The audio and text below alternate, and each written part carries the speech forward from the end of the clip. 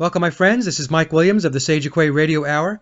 Coalition Against Geoengineering activists Michael Murphy and Jolie Diane connected with me this afternoon to bring exceptional news to the table regarding the battle to stop the ongoing geoengineering programs and to halt the legalization of geoengineering via the COP21 Paris Climate Conference currently underway in France.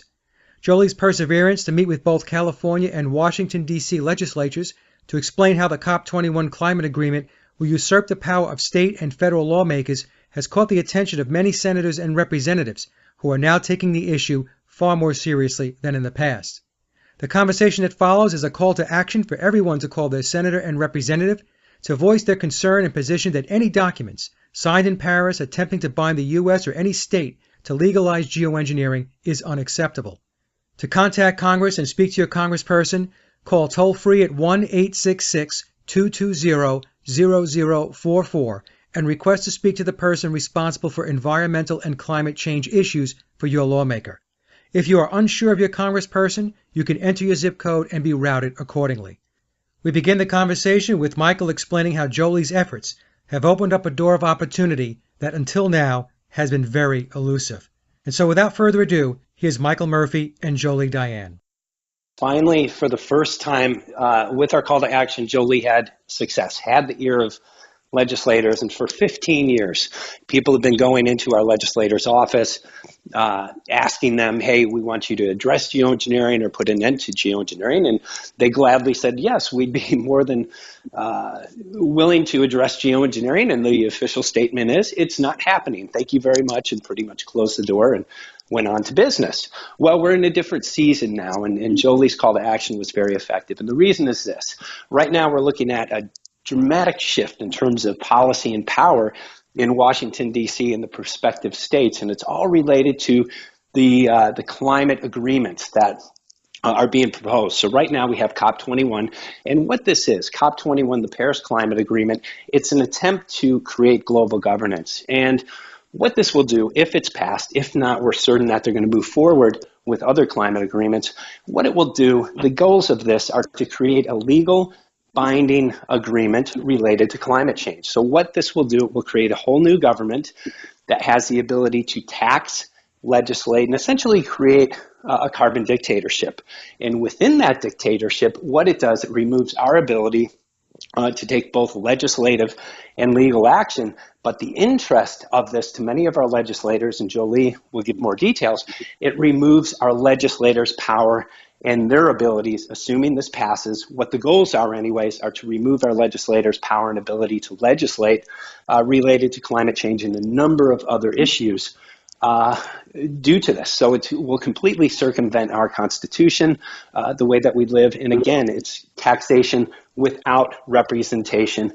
This is a climate dictatorship. And again, for the first time, because geoengineering is not included in climate models, geoengineering programs are designed to change the temperature of our planet. They're designed to manipulate our weather. And because they're not in climate models, it's impossible to determine whether the planet's warming or cooling. So at the Coalition, we have a very firm stance on this. And our goals are to get atmospheric tests, which we're utilizing in our aerosol collection campaign, going up into the aerosols and testing what we have. We're going to be bringing that evidence into courts around the world in attempts to get legislative and legal injunctions to stop the climate talks based on fraudulent models. And again, I can't stress enough, these models do not include the huge elephant in the room, which is geoengineering. Once we prove that geoengineering is occurring, then we can conclusively prove that it is creating much, if not all, of the climate change that we're seeing. And this will give us legal leverage around the world. And again, we're not looking at one region. We're looking at regions around the world. And I don't have 100% faith in our court system. However, I do realize that as we expand this program, we will have success. But the key to stopping geoengineering right now is stopping legislation. And the reason is this, and I realize I'm throwing a lot at you. The climate agreements, if passed, which if not passed here in Paris, you better believe they're moving forward. These are the goals and objectives. Will create the structure to legalize geoengineering programs without our input and without the input of our legislators. And this has tremendous implications. And again, this is a newly formed government. It's an unelected body which will be able to mandate whatever they want without our input, without the input of our legislators.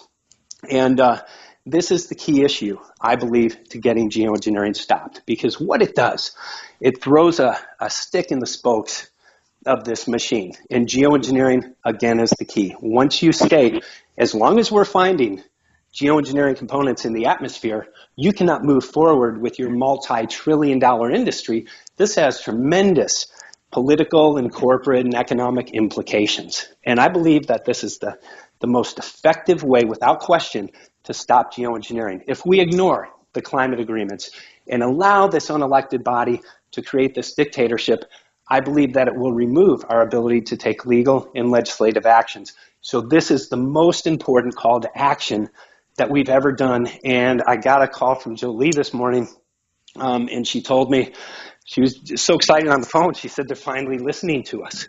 And this is, again, after just years of banging on our legislators' doors and essentially getting the same answer, just no action, nothing. Now they have an interest. No legislator wants to remove their power or have their power taken from them. And they don't want to have their ability to legislate and represent their constituents removed from them. And again, the key to this whole thing is geoengineering and how it relates to the Paris Climate Agreement. So I think I've said enough. I'm excited to learn more from Jolie. So Jolie, how did this come about? How did you make your way up to Congress? Was this an invite, or how did you work that? Actually, I've been quit all my activities on the West Coast, and I moved to the East Coast last spring, and I started this campaign, and I had not met Michael Murphy yet.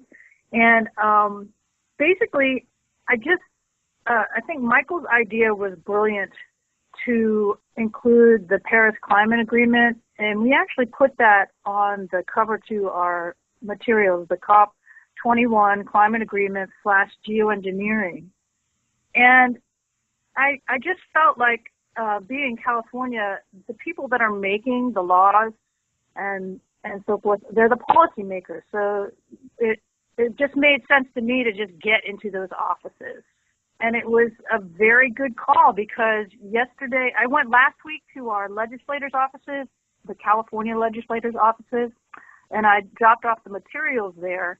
And basically what it was is we have military documents, we have government documents, all talking about geoengineering. I have the patents that are related, and I also have some recent rain tests that we got from the lab. So basically it's like, here it is. There's really no arguing with this documentation because it's all government documentation.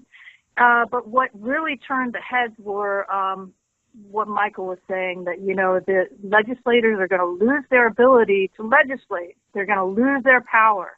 And that was kind of the key to this. And hopefully we can get a lot of callers in and emails in today and tomorrow. That was the key, because the moment that their own ability to legislate is called into question and that they're not going to have power anymore, that got their attention. Is this the California legislature that you went to? Last week I went to the California legislators, and yesterday I was at the senators' offices. So I got to 85 offices, plus I got to a couple of environmental committees and agricultural committees, and so that was all 50 states, but I didn't get to both senators in each state.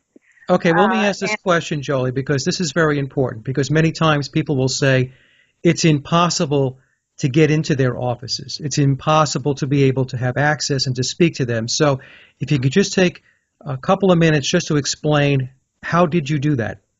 Okay, that's a really good question, because in my spring visits, I was on the phone. It took me weeks to get into the offices. I mean, literally to schedule it, because they don't really want to talk to you.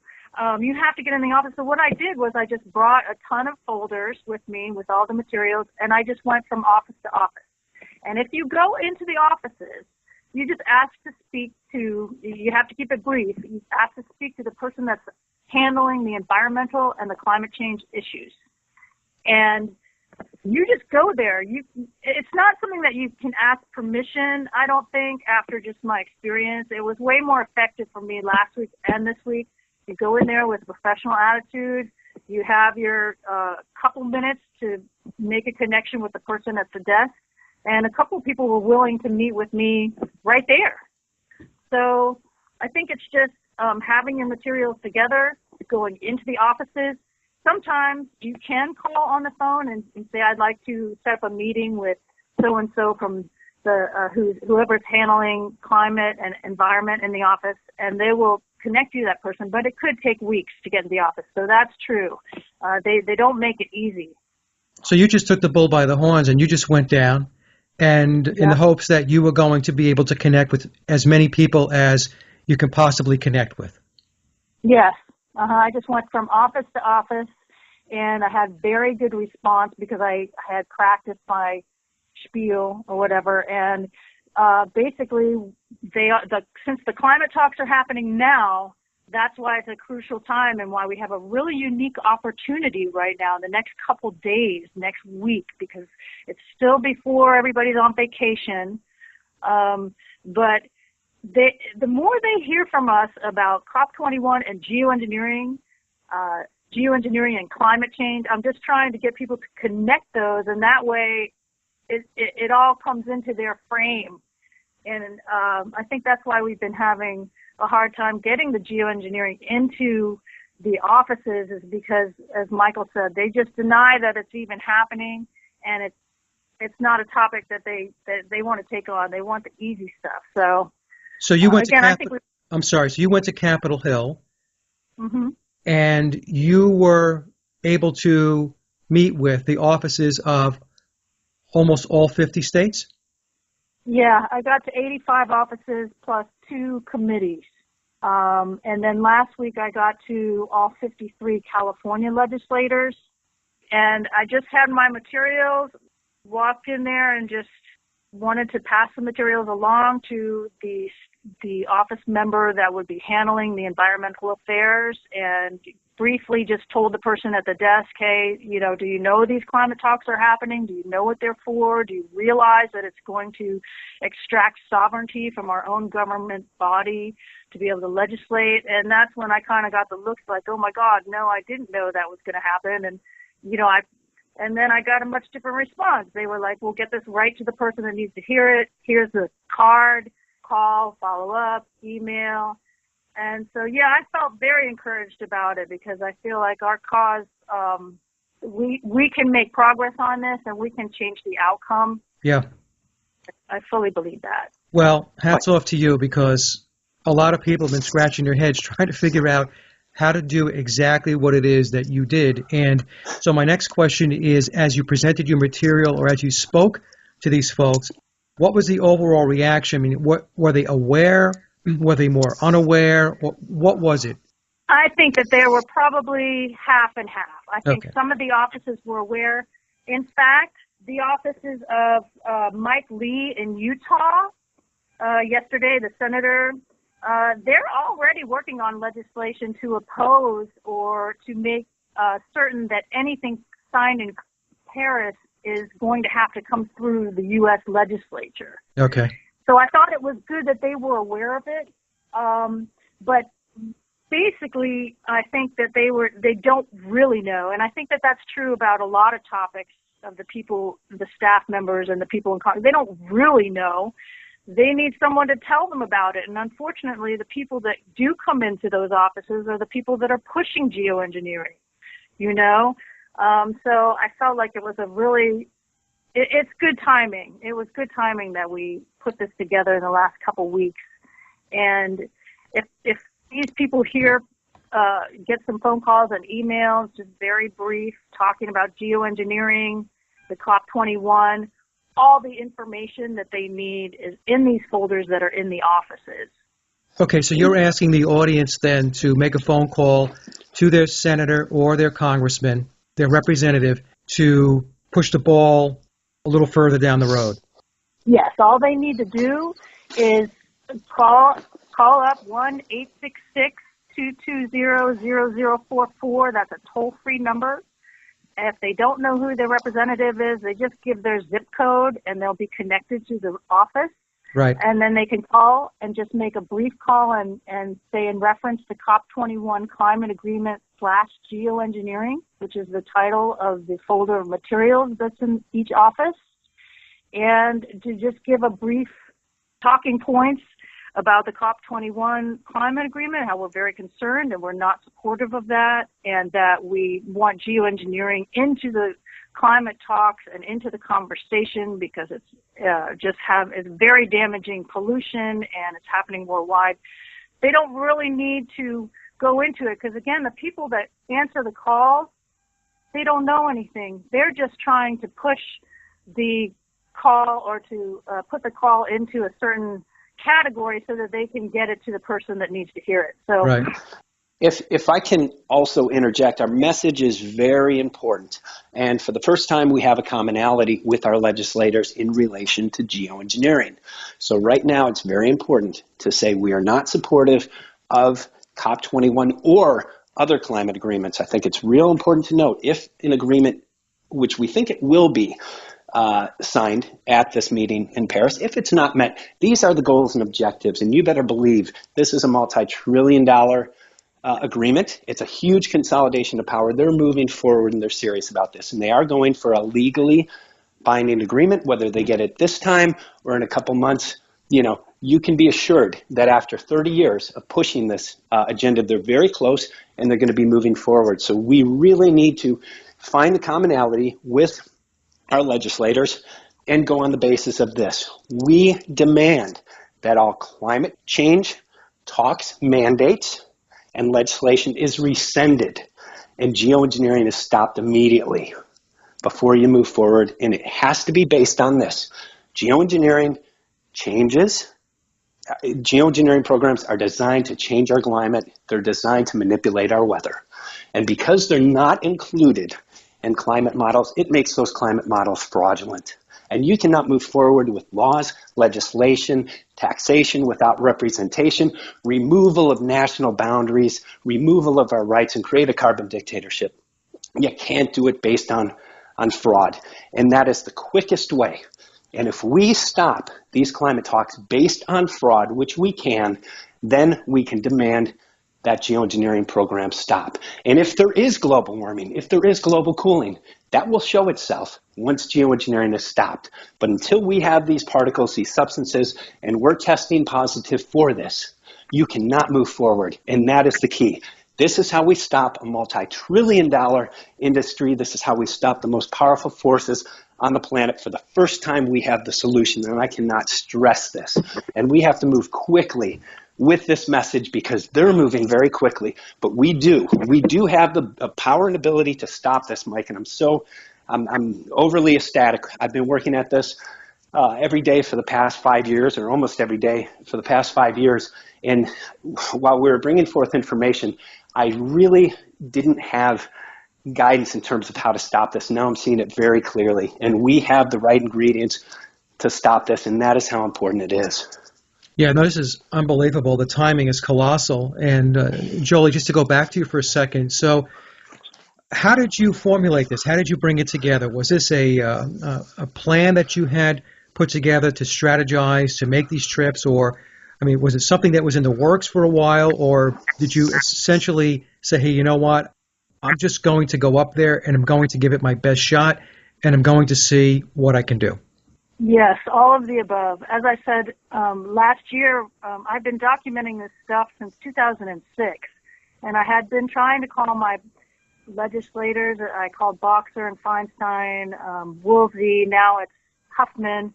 And last year, just seeing the effect on the trees and the nature that I loved in California, and, people in California were sick of hearing it from me. I was going on and on about it. So I decided the best thing that I could do was come to the East Coast. I have family here, and get into those offices. And to me, that just seemed like really the most important thing that I could do. So I've been lucky enough to connect with Michael and to connect with a lot of different activists that kind of guided me. Rosalind Peterson was one of them who gave me a lot of documents that really hold water and are argue with them. And so I was not even going to take no for an answer. I just kind of got the documents together and collaborated with Michael in terms of the wording, which I agree is really, really important, because you got to go and build relationships in there. And then I just got the materials together, and I felt really confident about it. And I was just going in there. I wasn't even going to give it another thought. I grew up on the East Coast here in the DC area, so I'm familiar with how politics kind of works, the military. So I think that was beneficial too. But I'm just grateful that I was able to connect with Michael, because I think that, and the coalition, I think that this action can mushroom and become much bigger than anything that any of us could do by ourselves. So I think that that's one of the things that I'm just going to keep being grateful for, because, it's been a lot of work. Well, I can't tell you, Jolie, how very, very important this is. It's very, very important what you did. And what I'd like you to do is to give the number again so that we can get it out to the audience so they can start making the phone calls to get their representatives and their senators to move on this. Perfect. Yes, it's 1-866-220-0044. And when you call in, if you don't know who your representative is or you don't know who your senator is, then you just give your zip code to the phone operator and they will connect you. And then just keep your calls brief. And Michael gave the right talking points a little bit earlier. And just make those emails. And I think the more people that hear about geoengineering in those offices of Congress, the better. So when they call, Jolie, is there a specific topic that they are to say up front to make sure that they get directed properly? Yes. When they reach their senator or their representative's office, right, they need to say that this is in reference to COP21 climate agreement / geoengineering. Okay. That's the title of our packet of materials that we dropped off. And inside, and then they want to make sure to connect with the person in the office who is working on environmental issues and climate change. And then they'll get directed to the right staff member, because no one wants to call and waste their time telling the secretary who doesn't know anything or have any opinions. She or he is just taking down the info. So that's the best way. And, just thank you from the bottom of my heart for everyone that's doing work on this. Well, thank you. Michael, do you have anything to add? I would just say Jolie is right on. I mean, in terms of how to address this, COP21 in relation to geoengineering, boom, we get, because every office, every legislator has an interest in COP21 and climate change. This is an issue that's on the table, and many are unaware that geoengineering is the key to addressing this and is very much interrelated. So for the first time in the history of this movement, we now have a way to partner with our legislators, with our senators, with our local reps, and even with our reps at the local level. These climate agreements have no boundaries. Again, this is circumventing municipalities, state law, constitutions, and that's what the goal is on a legally binding agreement. And I can't stress the importance. Let's say if a week passes, we come out, there was no climate agreement met, which I don't think will happen, but occasionally we're incorrect about this. This train is moving forward, and they have objectives to make this legally binding. This is global governance. This has been a couple 100-year-old, as far as I'm aware, of an agenda. And finally, they have this global issue to bring it all together. Well, we have a global issue to stop this, to bring back our sovereignty, to stop this taxation without representation, and essentially bring back the freedoms that we all used to love here in America and abroad in other countries. So again, this change is very oppressive, and dictatorships, they're not respective of the what the masses want. They represent themselves and they legislate what they want. So if passed, unless we stop it, the climate agreements will create the structure. And I want to be very clear about this because my words have been misrepresented. It will create the structure to legalize geoengineering without our input and without our input of our legislators. That's what dictatorships do, and that is what their goals are in relation to the climate change. So I'm so excited, and I believe, Jolie, this is all posted on the Coalition Against Geoengineering website, isn't it, under Yes. news, current news? Yes. The Coalition Against Geoengineering website has taken this issue, and there's a whole page on it. We have that. Let me just pull that up here. Jolie, can you give us the URL too while you're at it? It's coalitionagainstgeoengineering.org, and up in the upper left-hand corner, you'll see a section that says News. Click on Current News, and the information is exposing ClimateGate, public help needed as California, USA government climate offices are put on notice about geoengineering. I can't stress this. It's the most important action that we have ever done. I'm speaking a million miles a minute, a million words a minute, because I'm so excited about what's happened. I woke up and I just had this wonderful news. So I've been going ever since, but I really want to also thank everybody, Troy Lessard, Dominic, who's been involved with the Coalition Against Geoengineering building back our website, and of course G. Edward Griffin as well, who I founded this back in 2010, in using this platform to get out to the masses for the first time. I really feel like we have the ingredients to stop geoengineering, and again, it's directly related to climate change legislation. Okay, well, this is excellent, and I don't want to take up too much of your time. Michael, I want to thank you so much for bringing everybody together, especially Jolie. Jolie, thank you so much for your hard work, your efforts, and what I'm sure is going to be results. So no small task, and everybody who's involved in the geoengineering movement should be extremely appreciative of the work that you put forth. That concludes this very important geoengineering update and call to action from Michael Murphy and Jolie Diane. Again, please contact Congress and speak with your congressperson by calling toll-free at 1-866-220-0044 and request to speak to the person responsible for environmental and climate change issues for your lawmaker. If you are unsure of your congressperson, you can enter your zip code and be routed accordingly. For updates and additional information, please head over to Coalition Against Geoengineering, and you can get there by typing in www.coalitionagainstgeoengineering.org.